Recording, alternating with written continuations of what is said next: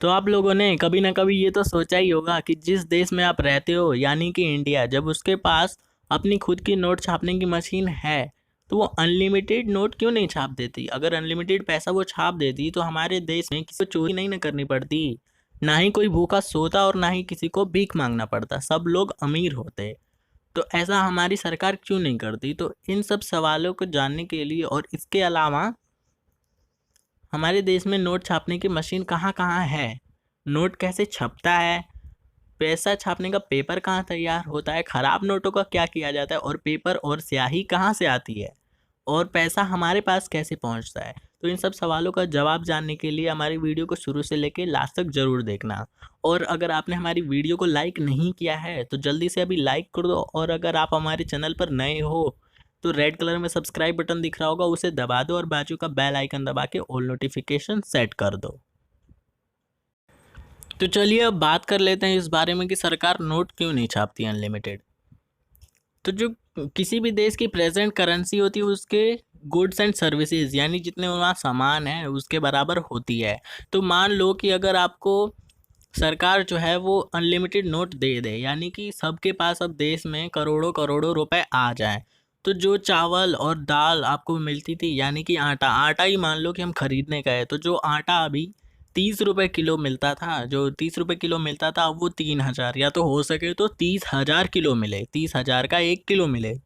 ऐसा इसलिए होगा, आप लोगों को मैं समझा दूं कि जो आपके पास पैसा बढ़ा है, सिर्फ आपके पास पैसा बढ़ा है, वो जो थिंग्स यानी रिसोर्सेज जो वहाँ पे हैं गुड्स एंड सर्विसेज, उनका क्वांटिटी तो उतना ही है, उतने ही अमाउंट में तो है वो आटा और चावल जितने थे, लेकिन उसका आपके पास सिर्फ पैसा बढ़ा है, यानी कि उसका रेट ऑफ व्यू भी बढ़ चुका है, उसका अमाउंट जो है वो बढ़ चुका है। तो पैसा छापने से नहीं होता, पैसा छापने से नहीं, उसमें रिसोर्सेज भी होना ज़रूरी होता है। और ऐसे ही नहीं हमारे देश जो है वो ऐसी छाप देती, वो बहुत सोच समझ के छापती है। तो हमारे देश में नोट छपने की मशीनें कहाँ कहाँ हैं।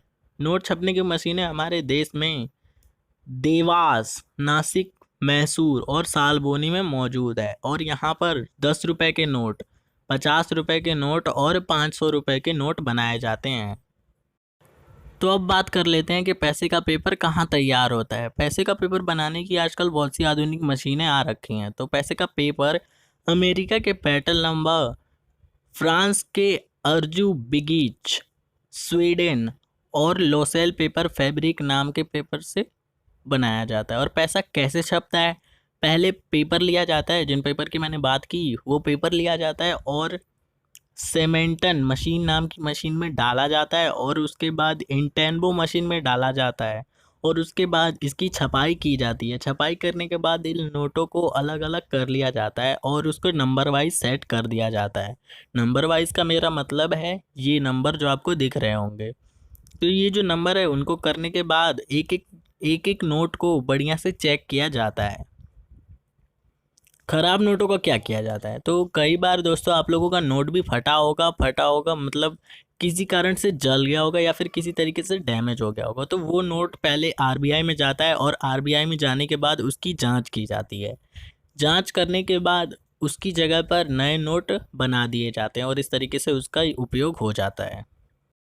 पैसे का पेपर और इंक कहाँ से आता है, तो मध्य प्रदेश के देवास, होशंगाबाद, वहाँ पर एक बहुत बड़ा पेपर मिल है और यहाँ से भारत के सभी 4 प्रेसों के लिए पेपर और इंक भेजी जाती है। तो जो अगर हम बात करें कि ऊपरी छपाई की इंक कहाँ से आती है, तो ऊपरी छपाई की इंक देश के सिक्किम नाम के जगह से आती है। पैसा हमारे पास कैसे आता है, तो भारत में आरबीआई के ऑफिसेज की अगर बात करें तो कुल 18 ऑफिसेज मौजूद हैं। इलाहाबाद, बेंगलुरु, बेलापुर, चेन्नई, चंडीगढ़, भोपाल, जयपुर, हैदराबाद, गुवाहाटी, कोलकाता, कानपुर, जम्मू, मुंबई, नागपुर, पटना, तिरुवनंतपुरम, भुवनेश्वर और लखनऊ। तो यहाँ से आरबीआई के पैसा पहले बनने के बाद आरबीआई के ऑफिस में जाता है और उसके बाद बैंकों में ट्रांसफ़र होता है और उसके बाद हमारे पास आता है। तो आपको जवाब मिल ही गया होगा कि पैसे अनलिमिटेड क्यों नहीं छपते, आपको समझ आ गया होगा। Thank you for watching. Video को लाइक और कमेंट करना मत भूलना और सब्सक्राइब याद से कर देना।